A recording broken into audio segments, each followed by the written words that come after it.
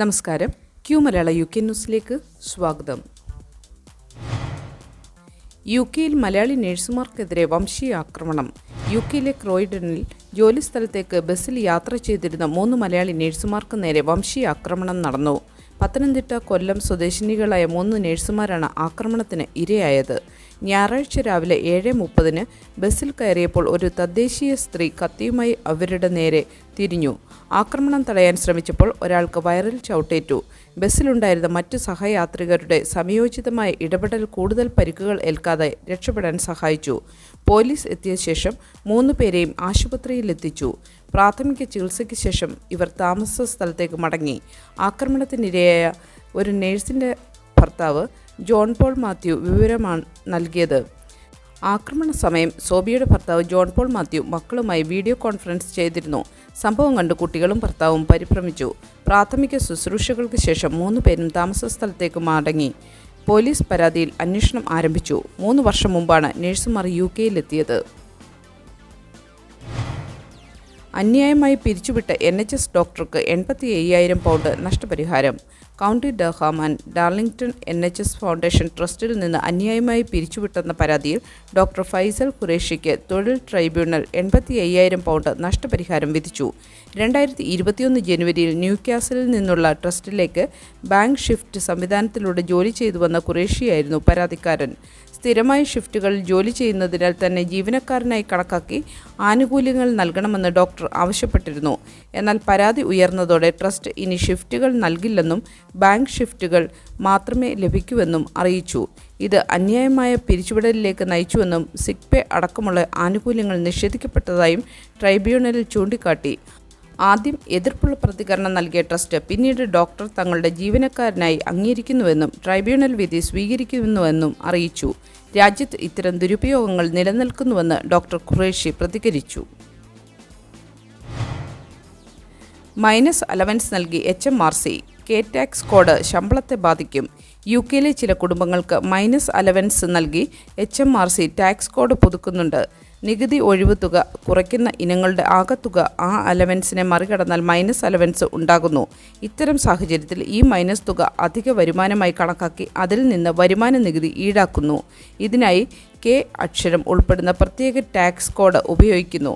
Minus അലവൻസിൻ്റെ അവസാന അക്ക ഒഴിവാക്കി 1 കുറച്ചാൽ K കോഡ് ലഭിക്കും. ഉദാഹരണത്തിന് 2,970 പൗണ്ട് മൈനസ് അലവൻസ് ഉണ്ടെങ്കിൽ ടാക്സ് കോഡ് K296 ആയിരിക്കും. K കോഡുകൾ അധിക നികുതി ഈടാക്കാനാണെങ്കിലും ഏത് ടാക്സ് കോഡും ഒരു പേ മാസത്തിലെ ശമ്പളത്തിൻ്റെയോ പെൻഷൻ്റെയോ പകുതിയിൽ കൂടുതൽ നികുതി കണ്ടെത്താൻ കഴിയില്ല.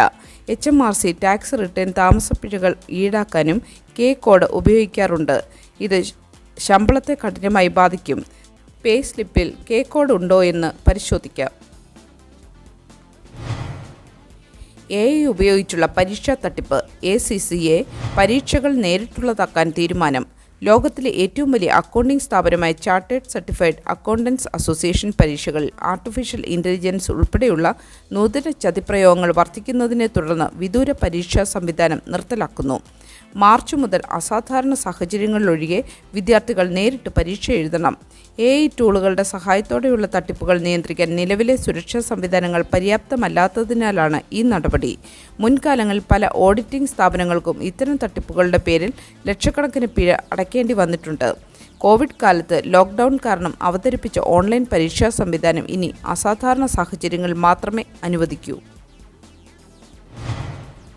തെരഞ്ഞെടുപ്പ് കേസിൽ നൈജൽ ഫരാജിന് ക്ലീൻ ചിറ്റ്. നിയമലംഘന തെളിവില്ല.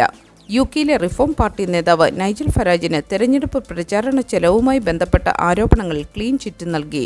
തിരഞ്ഞെടുപ്പ് നിയമങ്ങൾ ലംഘിച്ചതിന് വിശ്വസനീയമായ തെളിവുകളില്ലെന്ന് ഇലക്ടറൽ കമ്മീഷൻ കണ്ടെത്തി. അന്വേഷണം അവസാനിപ്പിച്ചു. ക്ലാക്ടൺ മണ്ഡലത്തിൽ നിന്നുള്ള MP-യായ ഫരാജ് പ്രചാരണത്തിന് നിശ്ചയിച്ച് 20,660 പൗണ്ടിൽ കൂടുതൽ ചെലവഴിച്ചെന്നായിരുന്നു പ്രധാന ആരോപണം. ഫരാജിൻ്റെ മുൻ പ്രചാരണ ടീം അംഗമായിരുന്ന റിച്ചാർഡ് എവററ്റാണ് ഈ പരാതി ഉന്നയിച്ചത്. ലഘുലേഖകൾ, ബാനറുകൾ, ഓഫീസ് നവീകരണം എന്നിവയ്ക്കായുള്ള ചെലവുകൾ കൃത്യമായി വെളിപ്പെടുത്തിയിട്ടില്ലെന്നായിരുന്നു ആരോപണം. എന്നാൽ ഇലക്ടറൽ കമ്മീഷൻ്റെ അന്വേഷണത്തിൽ ഈ ആരോപണങ്ങളെ സാധൂകരിക്കുന്ന തെളിവുകൾ കണ്ടെത്താനായില്ല. അതിനാൽ കൂടുതൽ നടപടികളിലേക്ക് കടക്കേണ്ടതില്ലെന്ന് കമ്മീഷൻ തീരുമാനിച്ചു. ഫരാജിനെതിരെയുള്ള പരാതി രാഷ്ട്രീയ പ്രേരിതമായിരുന്നുവെന്ന് അദ്ദേഹത്തിൻ്റെ തിരഞ്ഞെടുപ്പ് ഏജന്റ് പീറ്റർ ഹാരിസും പ്രതികരിച്ചു. നേരത്തെ ഈ പരാതി തെരഞ്ഞെടുപ്പിന് ഒരു വർഷത്തിന് ശേഷമുള്ളതിനാൽ നിയമപരമായി അന്വേഷിക്കാൻ കഴിയില്ലെന്ന് എസെക്സ് പോലീസും വ്യക്തമാക്കിയിരുന്നു. സോഷ്യൽ മീഡിയയിൽ നിന്ന് ഭാരക്കുറവ് ഇഞ്ചക്ഷൻ വാങ്ങരുതെന്ന് UK മെഡിക്കൽ റെഗുലേറ്റർ മുന്നറിയിപ്പ്. വെഗോവി, മാഞ്ചാരോ തുടങ്ങിയ ഭാരക്കുറവ് ഇഞ്ചക്ഷനുകൾ സോഷ്യൽ മീഡിയയിൽ വിൽപ്പനയാളുകളിൽ നിന്നോ നിയമവിരുദ്ധ ഓൺലൈൻ ചാനലുകളിൽ നിന്നോ വാങ്ങരുതെന്ന് UKയിലെ medicines and health care products regulatory agency കടുത്ത മുന്നറിയിപ്പ് നൽകിയിരിക്കുന്നു. ഇത്തരം മരുന്നുകൾ വാങ്ങുന്നത് ആരോഗ്യത്തിന് ഗുരുതരമായ അപകട സാധ്യത ഉണ്ടാക്കുമെന്ന് ഏജൻസി വ്യക്തമാക്കി. NHSൽ പ്രവേശനം പരിമിതവും മരുന്നിന് ഉയർന്ന വിലയുമുള്ളതിനാൽ ഇത്തരം മരുന്നുകളുടെ കരിഞ്ചന്ത വളരുന്നുണ്ട്. ഒക്ടോബറിൽ നോർത്താംപ്ടണിലെ ഒരു ഫാക്ടറിയിൽ നിന്ന് 2,50,000 പൗണ്ട് മൂല്യമുള്ള കൃത്രിമ ഭാരക്കുറവ് ഇഞ്ചക്ഷൻ പിടിച്ചെടുത്തിരുന്നു. ഗാർഡിയൻ അന്വേഷണം കണ്ടെത്തിയത് ഈ ഉൽപ്പന്നങ്ങളുമായി ബന്ധപ്പെട്ട കമ്പനി മൾട്ടിപ്പിൾ ടെലിഗ്രാം ചാനലുകളിൽ കൃത്രിമ മരുന്നുകൾ പരസ്യം ചെയ്യുന്നുണ്ടെന്നാണ്. HMRCയുടെ സുരക്ഷാ ടീമിലെ ജെൻ മാത്യുസൺ പറയുന്നത്. നിയമവിരുദ്ധ ഓൺലൈൻ വിൽപ്പനയാളുകളിൽ നിന്ന് മരുന്നുകൾ വാങ്ങുന്നത് ആരോഗ്യത്തിന് ഗുരുതരമായ അപകടമാണെന്നാണ്. അസാധാരണമായി കുറഞ്ഞ വില, അത്ഭുത ഫലങ്ങൾ അല്ലെങ്കിൽ ദ്രുത പരിഹാരങ്ങൾ വാഗ്ദാനം ചെയ്യുന്ന സോഷ്യൽ മീഡിയ പോസ്റ്റുകൾ ശ്രദ്ധിക്കാൻ ഏജൻസി ഉപദേശിക്കുന്നു. ഇത്തരം തട്ടിപ്പുകാരിൽ നിന്ന് വാങ്ങിയ ഉൽപ്പന്നങ്ങൾ കൃത്രിമമോ മലിനമോ അല്ലെങ്കിൽ തെറ്റായ ഡോസേജുകളോ ആയിരിക്കാം. UKയിൽ സെക്കൻഡ് ഹോം ഉടമകൾക്ക് തിരിച്ചടി, കൗൺസിൽ ടാക്സ് ഇരട്ടിയാകുന്നു. UKയിലെ വിവിധ പ്രദേശങ്ങളിൽ സെക്കൻഡ് ഹോം ഉടമകൾക്ക് കടുത്ത സാമ്പത്തിക ബാധ്യത വരുത്തുന്ന കൗൺസിൽ ടാക്സ് പരിഷ്കരണം വരുന്നു. വിൽഷെയർ, ഹില്ലിംഗ്ടൺ, സൗത്ത് നോർഫോർക്ക് തുടങ്ങിയ പ്രദേശങ്ങളിൽ വരാനിരിക്കുന്ന ഏപ്രിൽ മുതൽ ആയിരക്കണക്കിന് വീടുകളുടെ കൗൺസിൽ ടാക്സ് ബില്ലുകൾ 100% സർചാർജ് ചുമത്തി ഇരട്ടിയാക്കാനാണ് തീരുമാനം.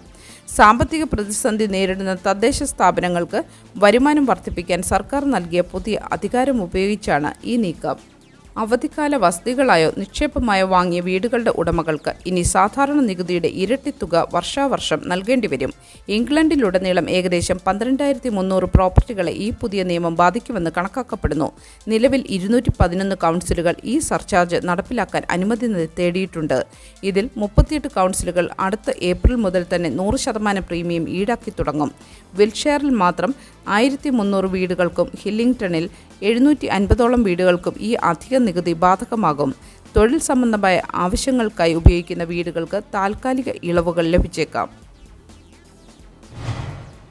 UKയിലെ ആശുപത്രികൾ കടുത്ത പ്രതിസന്ധിയിൽ. ICU കോറിഡോറുകളിൽ എൻഡ് ഓഫ് ലൈഫ് കെയർ. സസെക്സിലെ NHS ആശുപത്രികളിൽ എൻഡ് ഓഫ് ലൈഫ് കെയർ തേടുന്ന രോഗികളുടെ എണ്ണം വർദ്ധിക്കുന്നത് മറ്റ് ചികിത്സകളെ പ്രതിസന്ധിയിലാക്കുന്നു. ICU കോറിഡോറുകളിൽ പോലും രോഗികൾക്ക് പരിചരണം നൽകേണ്ടി വരുന്ന ദയനീയ സാഹചര്യമാണുള്ളത്. ഹോസ്പിസുകൾ നിറഞ്ഞു കവിയുന്നതും വീട്ടിലേക്ക് അയക്കുന്ന രോഗികൾക്ക് വേണ്ടത്ര പിന്തുണ ലഭിക്കാത്തതും സ്ഥിതി വഷളാക്കുന്നു. NHS നേതാക്കളുടെ യോഗത്തിൽ പാലിയേറ്റീവ് കെയർ കൺസൾട്ടന്റ് ഈ പ്രതിസന്ധി ചൂണ്ടിക്കാട്ടിയിരിക്കുന്നു.